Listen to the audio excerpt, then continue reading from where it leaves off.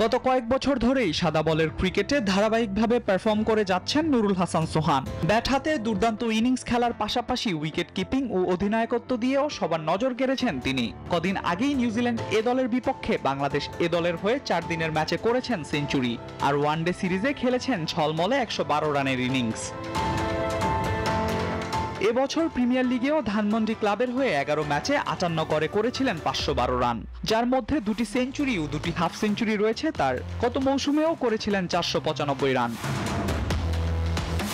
এমন পারফরম্যান্স আর পরিসংখ্যান সোহানের পক্ষে কথা বললেও সম্প্রতি শ্রীলঙ্কা ও পাকিস্তান সিরিজে দলে রাখা হয়নি তাকে। তবে এখনও দলে সুযোগ না হওয়ায় হতাশ নন তিনি। লাইফে আপনার এরকম সিচুয়েশন আসবে, আপস অ্যান্ড ডাউন থাকবে, অনেক কিছু হয়তো আপনি অনেক সময় যেটা চাবেন হয়তো পাবেন না, এটাই লাইফ। তো এটা নিয়ে আসলে আক্ষেপ বা কারোর উপরে মন খারাপ এরকম কিছু না। আল্লাহ আমার কপালে যেটা লিখে রাখছে ওইটাই হবে। সো যেটা বললাম যে যেখানে যখন থাকি নিজের সেরাটা দেওয়ার চেষ্টা করি, হয়তো কখনো হয় কখনো হয় না, বাট নিজের জায়গা থেকে 100% দেওয়ার চেষ্টা করি, এটাই। আগামী মাসে অস্ট্রেলিয়া সফরে যাবে বাংলাদেশ এ দল, আর এই দলের সাথে অস্ট্রেলিয়া যাবেন সোহানও। আপাতত সেখানেই নিজের ফোকাস রাখতে চান সোহান। আমার কাছে মেইন যেটা লক্ষ্য, আমি যেটা বললাম, যেখানেই খেলি নিজের সেরাটা দেওয়ার চেষ্টা করি। অবশ্যই যেখানে সুযোগ পাবো নিজের সেরাটা দিব। মাঠে নীরবে মনোযোগ সহকারে নিজের কাজটা ঠিকঠাক ভাবেই করে যাচ্ছেন নুরুল হাসান সোহান।